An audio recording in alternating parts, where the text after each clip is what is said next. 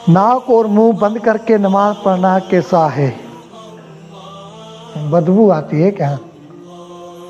नाक और मुंह बंद करके नमाज पढ़ना, नाक और मुंह बंद करके नमाज पढ़ना मकरूह तहरीमी अमल है। मकरूह तहरीमी है ये, नमाज नहीं होगी, दोबारा पढ़नी पड़ेगी। हाँ, ये बात अलग है कोई शरई उज़्र हो, बीमार वगैरह है,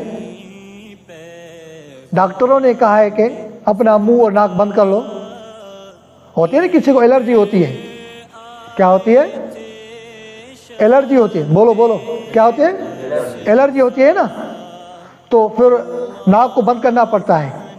तो इसकी इस्तिस्ना है, जो शरई उज़्र वगैरह हैं तो उनकी क्या होती है?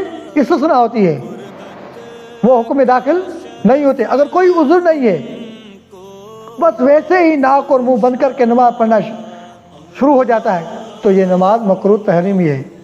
ये नमाज मकरूह तहरीमी हो जाएगी, नमाज नहीं होगी, दोबारा पढ़नी।